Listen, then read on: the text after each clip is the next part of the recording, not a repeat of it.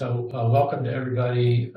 This is MI10 office hours. I'm Arlen Meyers with the Society of Physician Entrepreneurs and working with Anthony on some initiatives at MI10. Anthony, you want to introduce yourself?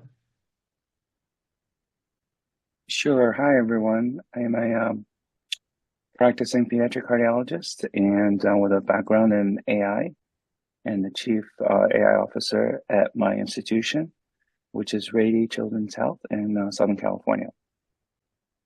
Great. Hi, Rubin. Thanks for joining us. You want to introduce yourself? Good morning, Rubin Pillay. I'm at the University of Alabama at Birmingham, where I'm the Chief Innovation Officer and the Executive Director of the Institute for Biomedical Innovation. Great. And if anyone is new to this platform, that is MI10 office hours, which we hold on a regular basis, I think on the first Tuesday of every. If you'd like to raise your hand or introduce yourself, and you can do so also in the chat by putting your LinkedIn profile there. Hi, Elon. How are you? Good morning. Good morning, Arlen. Good morning, everybody. Want to tell some folks who you are? I am, by admission, I'm not a doctor. I played one on TV, as they say, but I am a consultant who helps the healthcare business for many years, specializing in medical tourism all over the world. And I'm extremely curious about technology and how it helps the healthcare world. So that's why I'm here. Great. Thanks, and good to have you. Harvey has joined us. So this group, in this session, we thought we would talk about AI education and its threats and opportunities internationally. So Anthony, do you want to set the stage and sort of, given all your initiatives and what you're seeing around the world, and maybe you could sort of give us a summary of what you found out about in China and India and Turkey and all these places you've been to recently about the present status of artificial intelligence education, training, and development in healthcare. Sure. It's sort of the overall attitude and perception of AI is quite different country to country. I think I just got back from India Sunday, and there's tremendous desire for the clinicians to narrow the gap between how AI is being adopted in other sectors in their society versus healthcare. There's as you probably know, high level of adoption in countries like India, and I was in Singapore also, and China. I'll be going to China twice in the next few weeks, which is a little bit different than what's happening in the US. In the US, the public perception and adoption of AI is not at that same level. But the clinicians all over the world, I find, are beyond curious now. They actually really want to leverage AI to help their practice. In the US particularly, I think with the interest and adoption of ambient AI in its very primitive form, by the way, is already gaining a lot of support. And this comes after, the Gen AI with the large language model. So I'm hoping that this will carry a momentum that will go into other areas of AI as well. But overall education and training of AI in clinical medicine is at its very nascent stages all around the world, not just here in the US. So actually we should include, sometimes these terms get a little confusing. So what we're talking about is education, training, and development. So obviously education in this context means what do you learn in school? Training or in pre-med or just during your formal medical education. And again, we're talking about interprofessional artificial intelligence education, nursing, pharmacy, dentistry, medicine, et cetera. And we're talking about it globally. So education is what you learn in school. Training is, in the context of medicine, is clinical rotations and residency and all that other stuff. And then development is what do you learn in terms of lifelong learning once you get out and you're into whatever you're going to do, whether it's clinical practice or something else. And so, Rubin, maybe you can chime in then in terms of tell us a little bit more about how you're addressing this issue. Yeah. And then we can sort of in the development piece sort of get into, well, what is the role of the Chief Health AI Information Officer or whoever is designated to run the show in a clinical enterprise? Right. So let me preface those comments by saying, Arlen, we all on this call, I think, appreciate that we could be on the cusp of something really special if we get this right with AI. But healthcare generally, has a envious reputation for not capitalizing on technology to improve access, quality, and reduce cost. Every other industry, when you introduce technology, access goes up and costs come down. Okay, healthcare is the opposite. And so if you look at something called the Digital Disruption Index, healthcare is very, very low, meaning that we just don't translate the potential of technology to performance. And one of the root causes of that is we have, as an industry, we don't take the time, effort, and investment to develop literacy around new technologies, or education, or how you want to frame it. And so digital health, although it's been around for ages, and digital economies have been around, industries like finance and automobile and whatever it is, they are, have maximized their impact by leveraging it professionally, by leveraging it in the right ways. So, we really, knowing that, I think, makes AI literacy, AI education training critical, not just amongst the clinical workforce, but amongst patients and other key stakeholder groups like policymakers as well, and insurers, etc. So, it really, to me, is the decision point in terms of how successful will we be with AI in healthcare. So having said that, that's been a priority of mine in the institute that I run at the moment. And we try we spent our initial 3 or 4 years building academic training programs in AI in medicine and healthcare. So, it's pretty comprehensive. But we're also astutely aware that that alone can lead to, disparities in access to knowledge. Can people afford to do a master's or a grad certificate or a doctorate? And that's limited. So we've also gone the route of democratizing AI literacy, pretty much the model that you and Anthony have espoused with ABIM, to make AI literacy across our health system available and free. So we've just launched that. We have conceptualized and set up what's called Birmingham AI, a community-based organization. And we make this kind of content and available to them as well to make available to civil society at large. But our UAB Medicine AI Literacy Initiative, which, by the way, just kicked off this week, is aimed at not just the 25,000 people that work with us, but we're making it available to their family members as well. So, their kids and stuff. And so I think it's really, really, to me,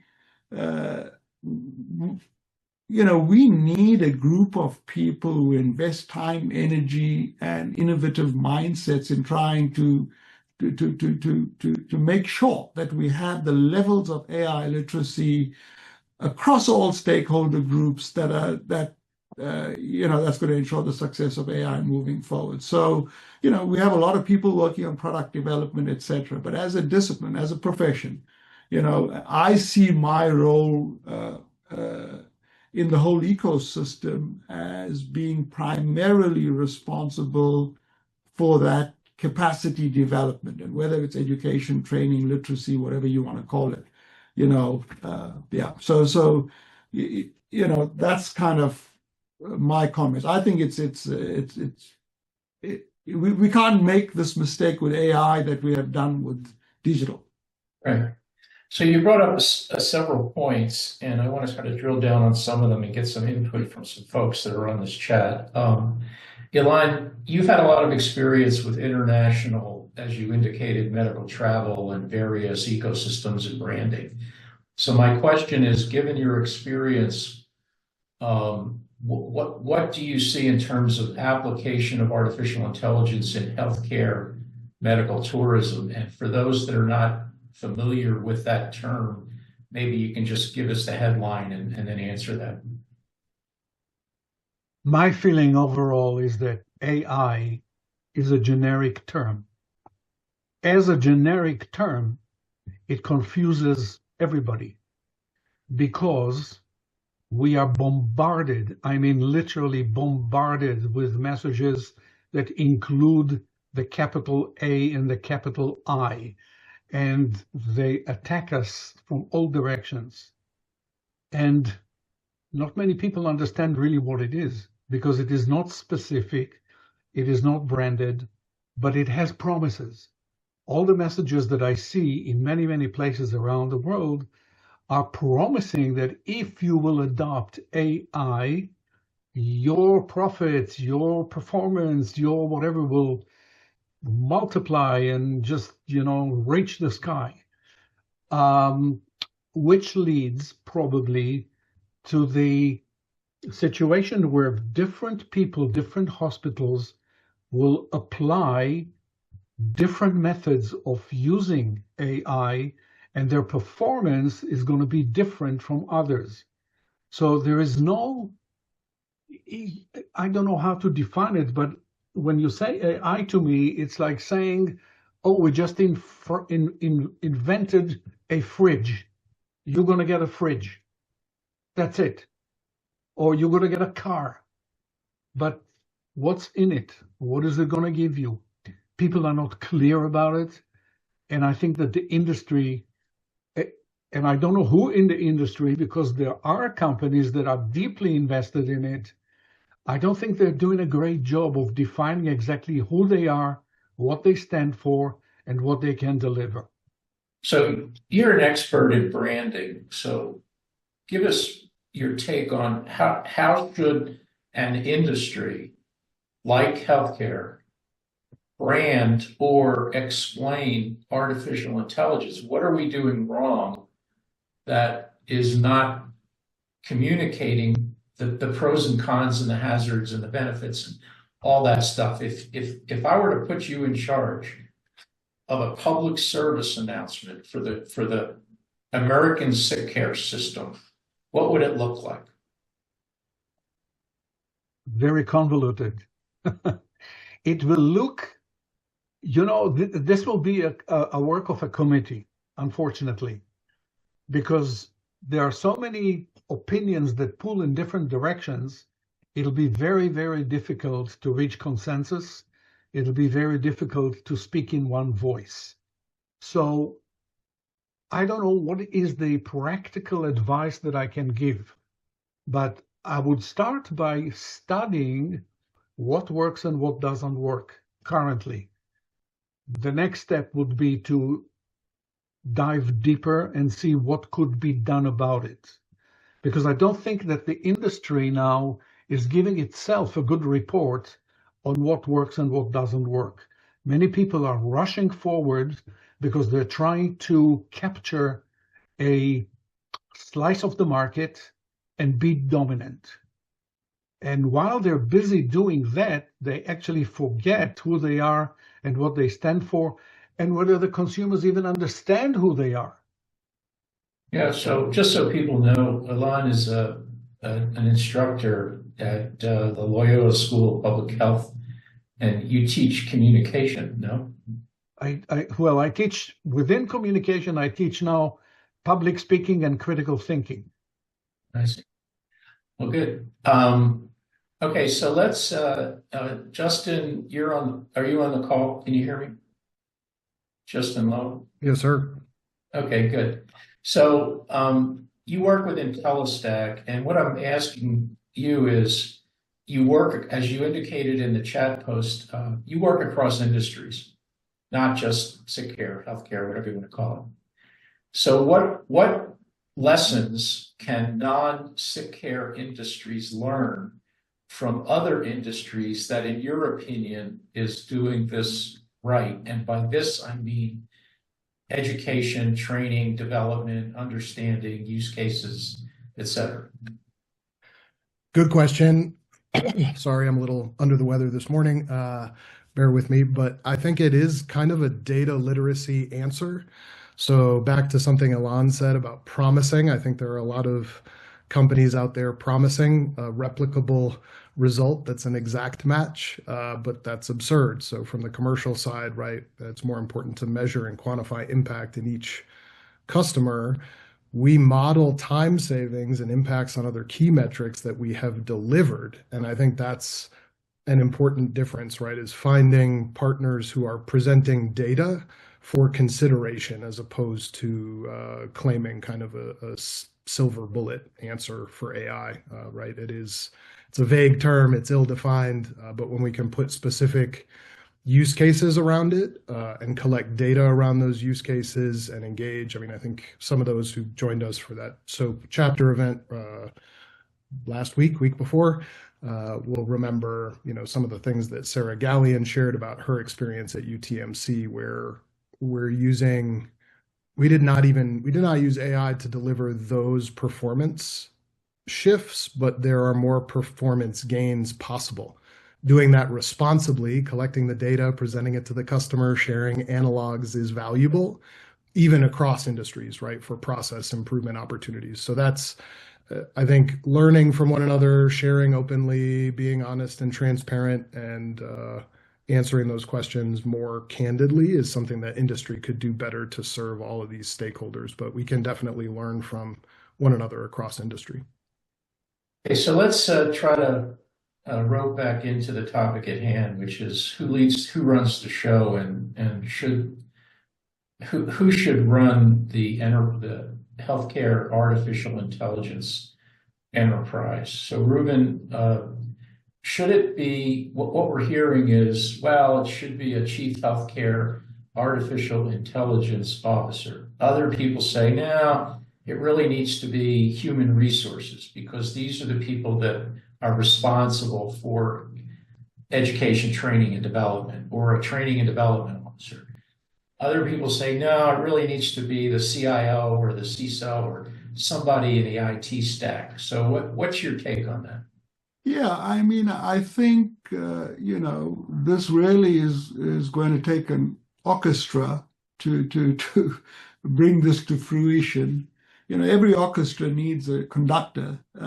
So that's the kind of way I view the design or this kind of key structural components. So at UAB, we have a AI council that's the kind of orchestra that's representative of clinical, non-clinical folk, legal, regulatory, policy, IT, etc.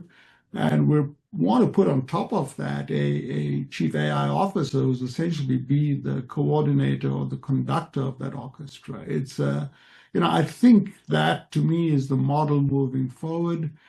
And conductors have to have a diversity of skill sets, because they're kind of orchestrating people with skill sets from data management to, clinical care delivery. So, I think that's the way it's probably, start off the safest way to start. Bear in mind, we have to have all stakeholder groups represented in this leadership group. It's the only way that we can build trust. And, trust is the oil that's going to fuel the success of AI. And the way we do that in healthcare is be inclusive, be evidence-based. So I see a chief AI officer as, being a conductor of this orchestra that comprises different players, the representative of the whole healthcare system. Anthony, unless I'm mistaken, can you clarify your role? Yeah. And presently, right. And does the title really make a difference? So, for example, Chief Innovation Officer, Chief AI Officer, Chief Health. Does any of that really make a difference? And maybe you can kind of walk us through what you're seeing at this moment. Anthony. Yeah, I think that difference. Firstly, Chief Innovation Officers have been around for a decade now, and their responsibility has been overarching. My responsibility as a Chief Innovation Officer is not to innovate, but is to coordinate the innovation agenda or the responses to pain points within the health system. That's my role. I think if systems are lucky enough to have chief innovation officers that also contribute to the innovation agenda, that's great. But it's a coordinating role. What I see is this kind of Venn diagram with chief innovation officers and chief AI officers overlapping a bit. I may well transition to being the chief AI officer and a chief innovation officer role. That is a model. It's a kind of hybrid model. I think you may have some health systems that are going to, just have chief AI officers. On the evolution of roles, I actually see the chief AI officer replacing the chief innovation officer because, AI is all encompassing. Pretty much everything I do in the chief innovation officer role is something that I'm going to do as the chief AI officer as well. So one of the portfolios of, the chief AI officers is going to be to oversee AI-driven innovation. So, yeah, I think it's ambiguous at the moment. I think, but I see it very clearly dissolving the chief innovation officer role in time and being usurped by chief AI officers. But for us at the moment, I see people. I may well be the one wearing both the hats here. Anthony, how do you see this, given where you sit? I totally agree with Rubin that the role of a champion or co-champions in some places is being an enabler. And I like the conductor analogy because I am into classical music. I'm playing in an orchestra and conducted, so I totally appreciate the importance of all of that. But I also see another way of describing this person, Arlen, and that is being like an ambassador. Let's say the U.S. is sending someone to be an ambassador in a troubled area. So we won't name any countries, but let's just say France to make it not so controversial. Although it's getting controversial, as we can see.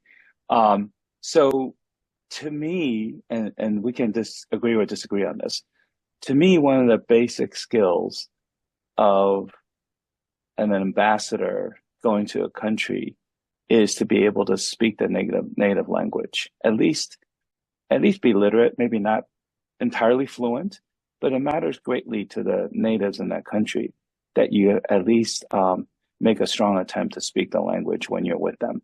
And I see that analogy as important for AI as well.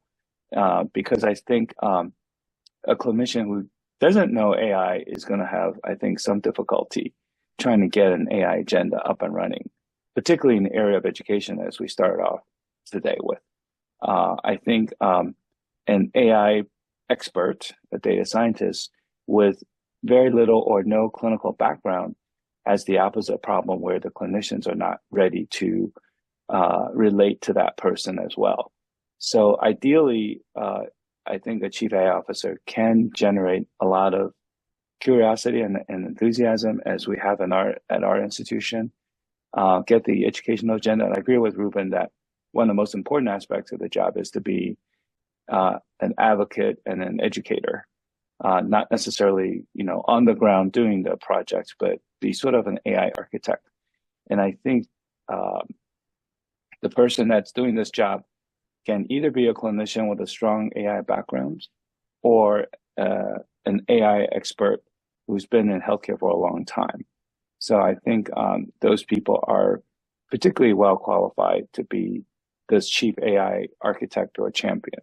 But just until about 3 or 4 years ago, there were only about half a dozen of us with the title of the chief AI officer, and now they're close to 100. So obviously, a lot of health systems are responding to the need of having this person. And it's not for every institution, by the way, Arlen. I don't think every institution needs a chief AI officer. But somehow there has to be a concentrated effort to generate both an agenda as well as some policies within that institution. So I chair the AI committee with our chief healthcare information officer. And that's gone pretty well in terms of setting up policies, guidelines, and an educational agenda. So it sounds like, Rubin, you mentioned an AI council. Anthony, you mentioned an AI committee. So are you suggesting that for people that, so I think what we're hearing is one size doesn't fit all. It depends on a lot of stuff. So are you suggesting that if a group or a hospital or an entity wants to sort of put a toe in the water and sort of start to get their arms around this thing, that a committee or a council or whatever you want to call it, a group, would be the next step? Yeah, I think, Arlen, in large academic medical centers like ours, I think the council-based approach is probably the best approach because of the diversity of stakeholders and specialists, etc. So, but I think you're right. It's not going to be a one-size-fits-all approach. I think you may have some smaller health systems and community hospitals who might benefit from outsourced chief AI officers. I think that's a real model because, well, firstly, there's not too many folk like Anthony around who can play the role. So I think it's going to be a spectrum. I think the other confounding variable, Arlen, is there's a lot of CMIOs around, Chief Medical Information Officers. A lot of health systems, have these guys around. So, what's their role? Do you upskill a CMIO to become a CAIO as well? I think these are all valid questions. Also the path of least resistance. For a health system that has CMIOs, my suggestion is, a program like the one we're planning is to provide these guys the requisite skills to be able to oversee AI as well. Would be an easy way. It would be a feasible way because you have somebody with an understanding of at least the IT and data world, and just to kind of upskill them a bit on AI would be the way to go. I'm sure that when you say these guys, you mean these guys and girls. You just guys kind of included it, right? Yeah. But this issue of the CMIO, and this gets to the question of, so as we said, this is a pretty heavy lift. If for a CHAIO, we're talking about the intersection of competencies in information technology, in clinical care, in change management and leadership, which we didn't mention,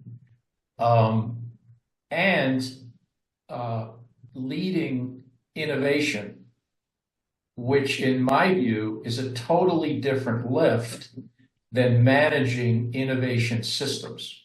Right. So there's many, many people on this call that are a pain in the neck to manage or to lead. So that's another. So and to the CMIO point, we all know that the CMIOs really, the early evolution of the CMIO was, how do you get the doctors to use Epic? Right.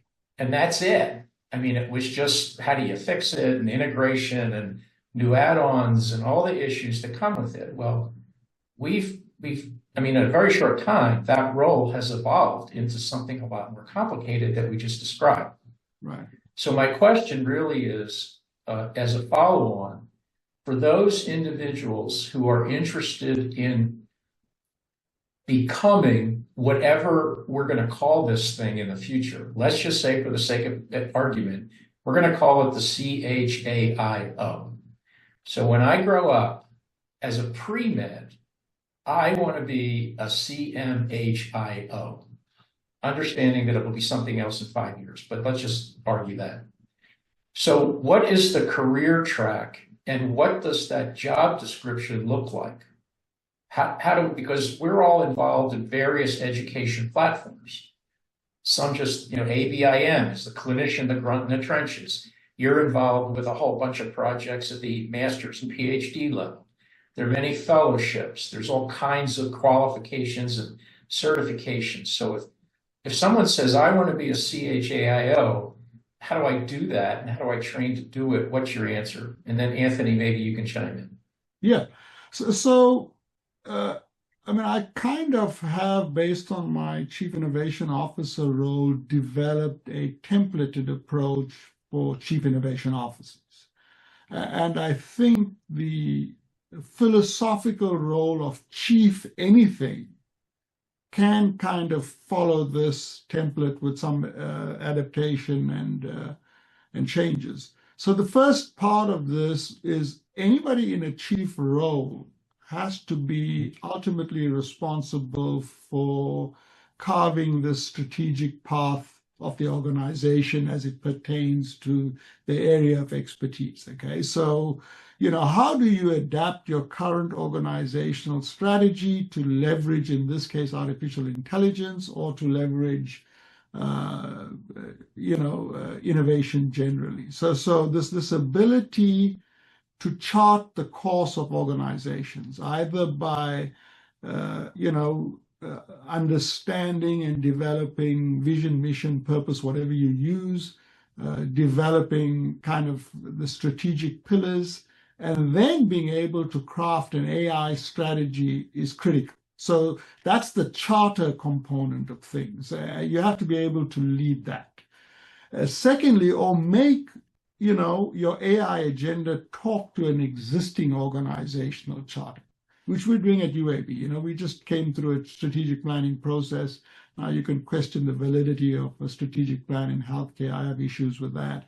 But in my current role now, I'm trying to figure out, well, one, what is the innovation strategy? What is the AI strategy that supports the organizational strategy? Okay. The second dimension is what I call broadly organizational kind of responsibilities. Okay. What does it mean from an organizational design point of view? Do we go the route of a chief AI officer? Do we put in place a council? Do we have a centralized structure, meaning, we have just one group? Or do we have a hybrid where we have every clinical unit having their own folk? So these are strategic decisions you have to make from a design point of view. And then, of course, you have also under organization systems and processes which you would have to put in place. Okay, now if you take AI, you're going to have these processes in place that begin, at data collection, to vendor management, to deployment, monitoring, evaluation, etc. So you need all of these processes. You need to have those in place. Okay, what kind of systems are you going to have in place to incentivize the use of this by by providers, or what are you going to put in place to measure, to monitor, etc. So that's the organizational aspect. I think the chief AI officer has a big responsibility to drive competence development in the organization. Okay, and you drive this at 3 levels. One is at the leadership level. What are we doing to give leaders the skills to understand, this is the C-suite guys, it's the responsibility of the chief AI officer to keep them updated, to inform them, to educate and train them, and to culturalize and socialize them. So you need to develop that at leadership level. So somebody who's wearing the hat of chief anything has to be able, it has to come with some kind of credibility, because one of your functions is leadership development, okay? Then, of course, you have to drive the individual competence development agenda. How are you going to ensure that everybody in your health system becomes AI literate, or is aware of the tools that you have, et cetera, et cetera. So it's this kind of competence thing. And I think those 2, leadership and individual competence, ultimately drive a cultural competence, I think. So the 4th component is what I call ability to manage linkages, okay, internally and externally. So internally is, what are your integrating mechanisms between clinical and non-clinical? What are your integrating mechanisms between, the key internal stakeholders? You have to create that environment where everybody feels that they're part of decision making. And then you have to drive these external linkages. Now, external linkages means building relationships with the Googles, Microsofts, Amazons of this world, building relationships with the startup ecosystem, etc. And then, so I kind of, these external linkages I classify as like and dislike, or similar and dissimilar, So building all of these industry relationships is important that are involved in AI and healthcare, and building relationships with other industries, really critical. What can we learn from other industries that have successfully deployed AI, be it from a customer experience point of view or operations point of view? There's a lot to learn. So that's kind of the way I look, or I kind of conceptualize a chief anything officer role. It is, you have these 4 buckets of activities that you have to coordinate. So, yeah. Okay. So, Anthony, your response? I almost always agree with Rubin, with maybe slight nuances that are a little bit different.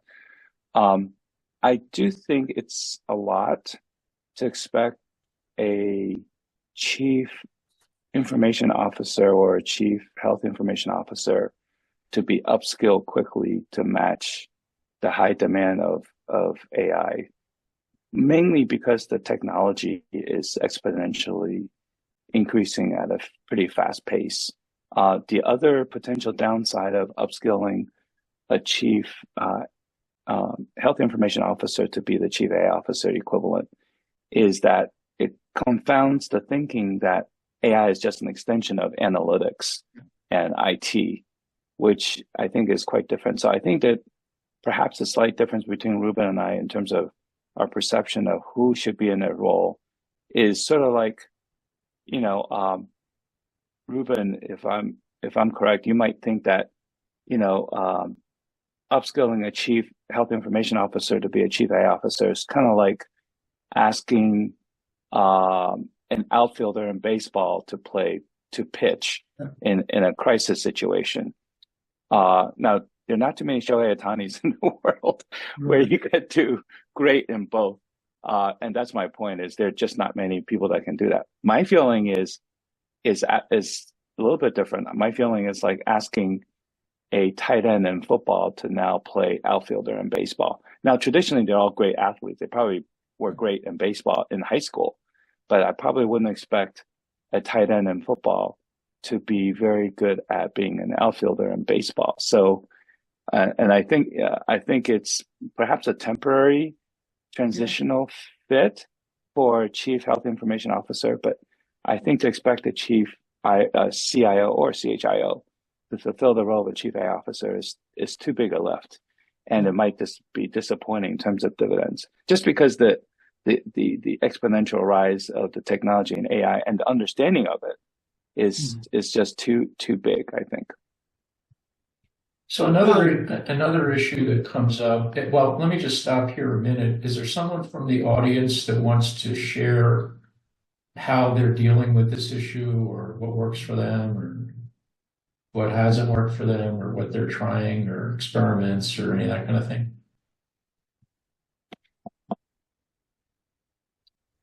Anyone want to chime in? Hi, this is Teresa Sizurek. I'm happy to be part of your meeting today. Yeah. Thanks for joining us, Teresa. Yes, thank you for this discussion.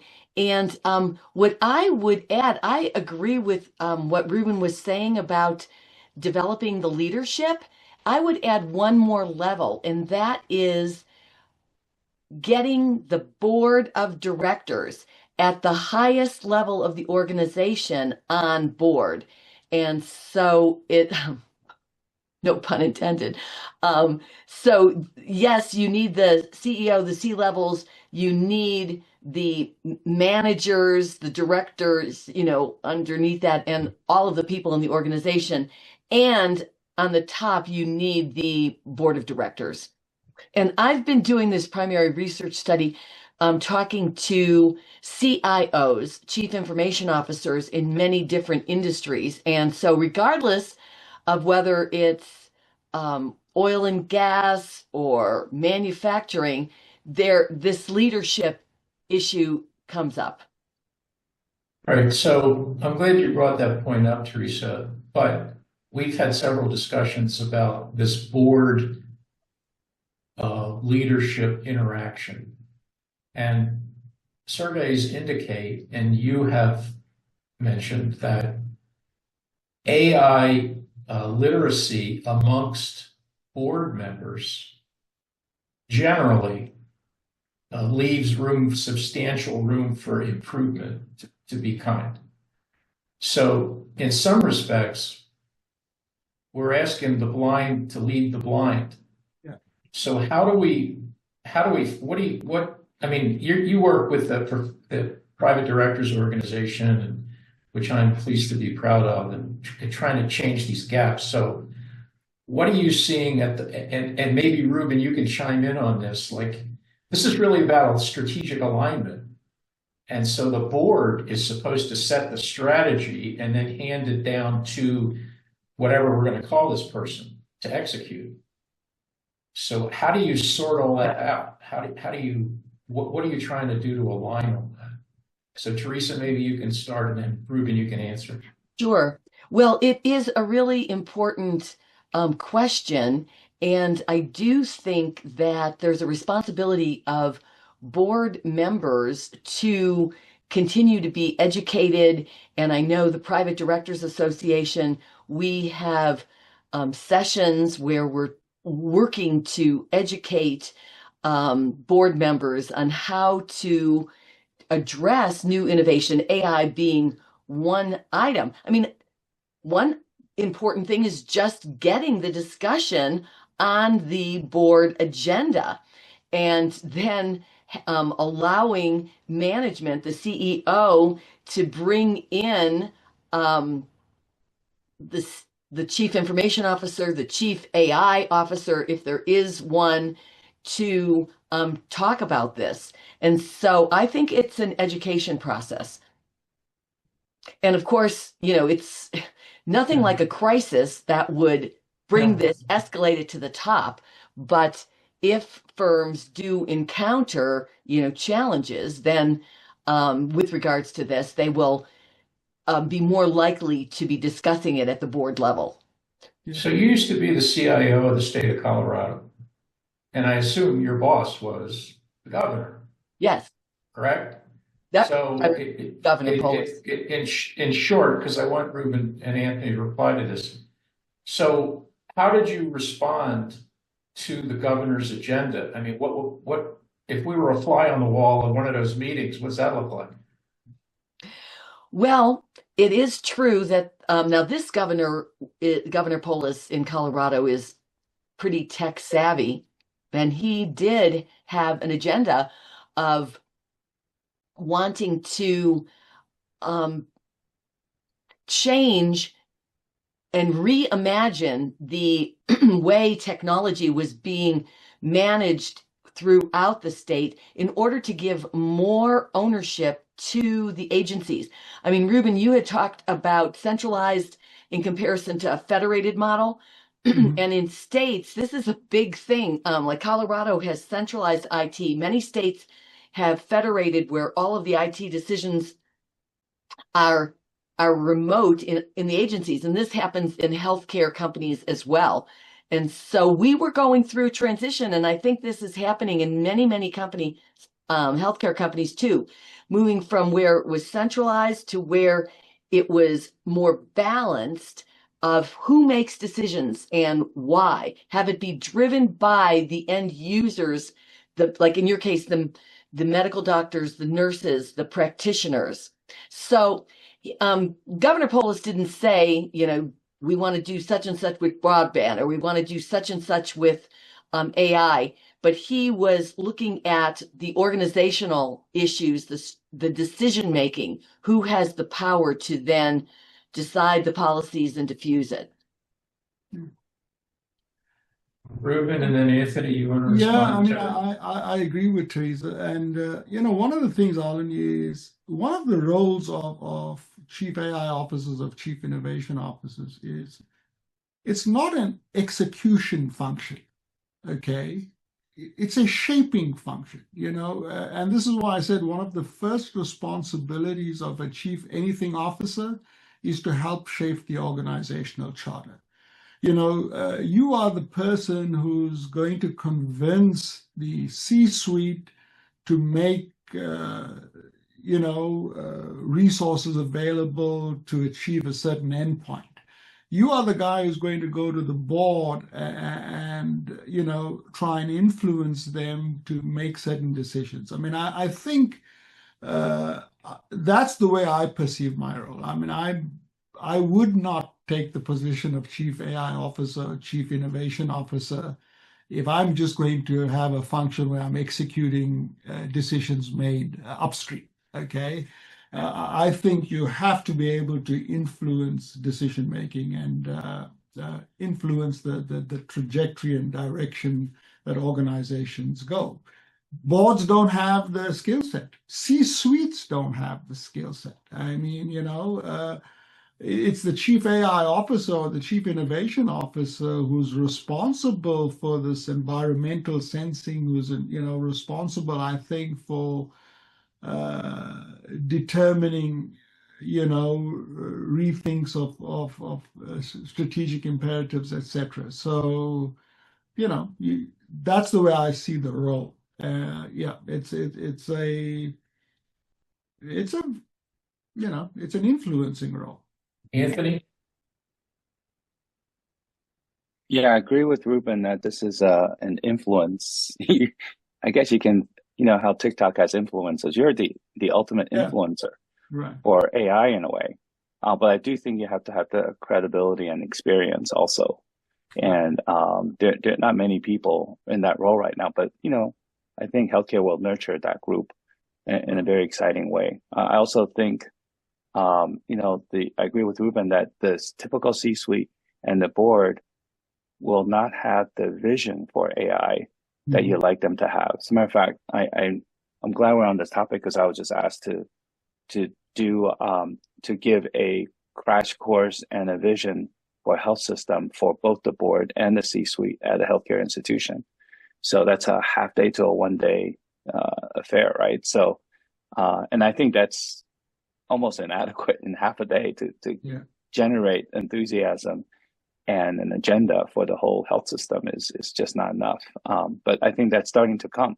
It's particularly health systems that are not in the major metropolitan areas are realizing they probably feel like they're being left behind in this movement of AI toward in healthcare, and really getting frustrated that they feel like they have no access and they need access. So I think that's changing, and I think the future will be very much AI enabled, and at a time that healthcare is seeing hospitals, becoming irrelevant, in some of the rural areas particularly. So I do think there's going to be a movement to look at AI as not just an enabler, but perhaps a solution to the many, many problems in healthcare. And I think AI done correctly has a very good chance of becoming a solution to many problems. I'll just add, Anthony, to that is we shouldn't assume that leaders know what they don't know. Okay, this group, my assumption is we know what we don't know. I think I like to think that, but a lot of folk out there don't know what they don't know. Okay, and so this is where groups like this come in. It's our responsibility to proactively, put this on their agenda. So do we actually start working with statewide hospital associations and statewide trustee groups, etc., to start creating this awareness, this socialization, or this culturalization? I mean, because they have to have a level of knowledge to be able to ask questions, So I think that's really key.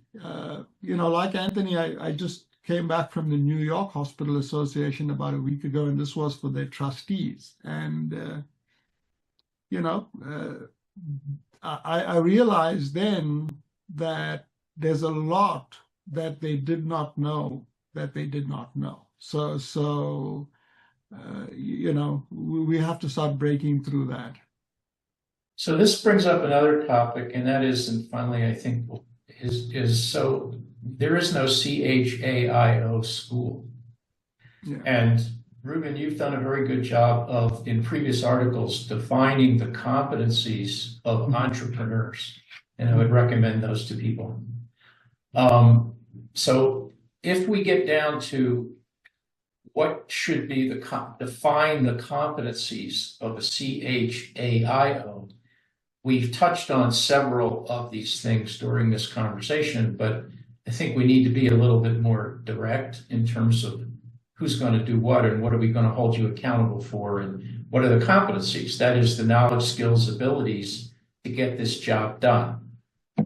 But if you're an individual who is interested in interviewing for one of these jobs, now all of us in academic medicine understand that when you go for, whether it's a director or something, or a division chief, or a department chair, or a dean, they're always going to ask you, so what's the vision? What are you going to do when you get here?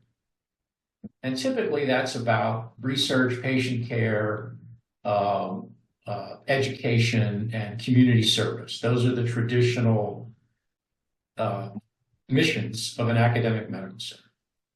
I would submit that those triple threats, and I put it in the chat, are now evolving into, instead of research, patient care, education, clinician, technologist, entrepreneur. And again, it kind of is this Venn diagram of these various competencies.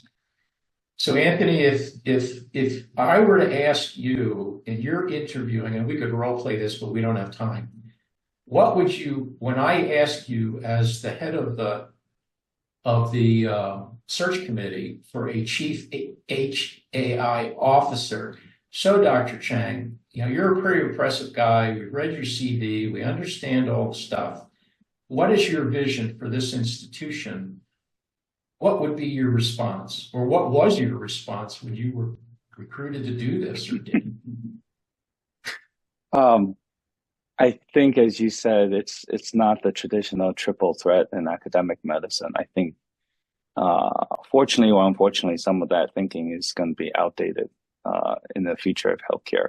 I do think it's going to be a clinician, ideally a clinician that still has touch points with patients in a clinical setting, even if it's one day a month, just something that clinicians can relate to and say, okay, he's still a doctor or a nurse or whatever.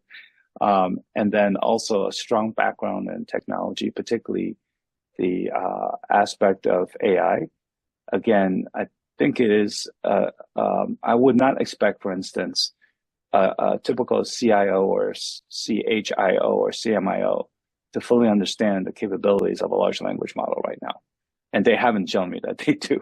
So it takes someone to really focus on this exponentially rising technology.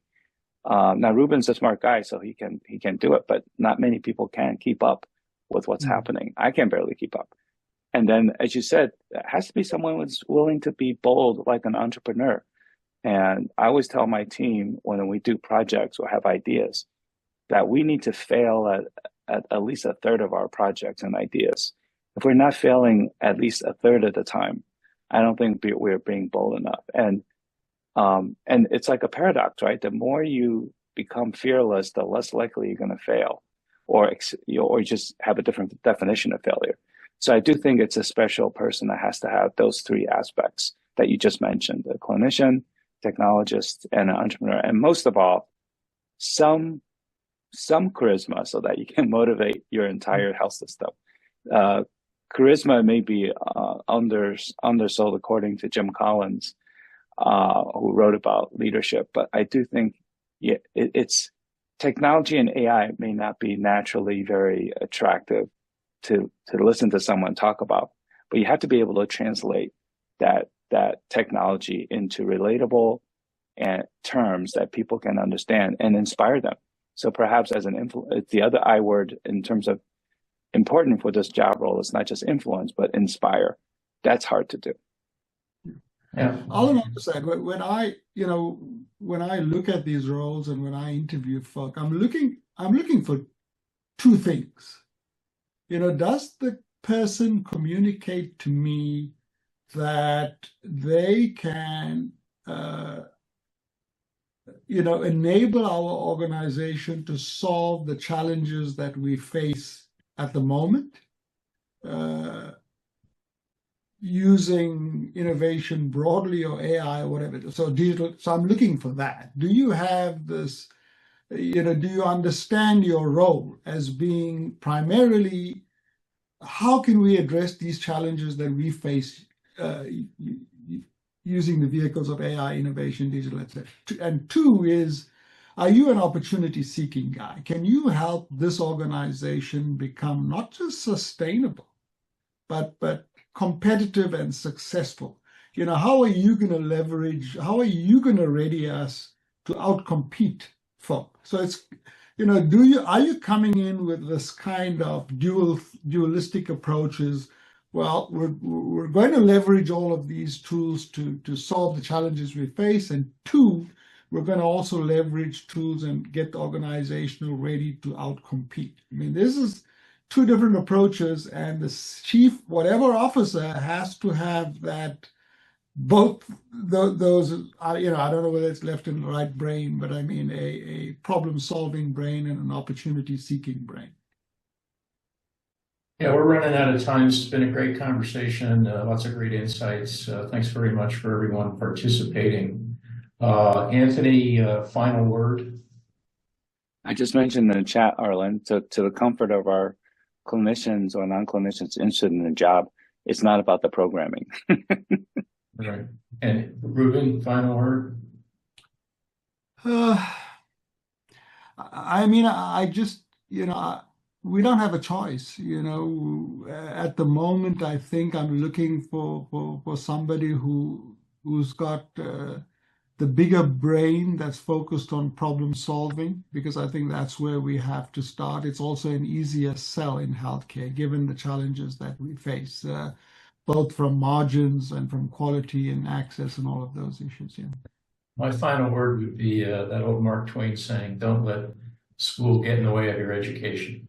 That's true. So have a good week. Thanks again. We'll see you in a month. And I put a link to follow MI10 in the LinkedIn company page, so you can follow these conversations, and we'll also put it up on the YouTube channel so you can download it. Thanks a lot and have a good week. Take care. Bye, Anthony. Bye, guys. Thank you.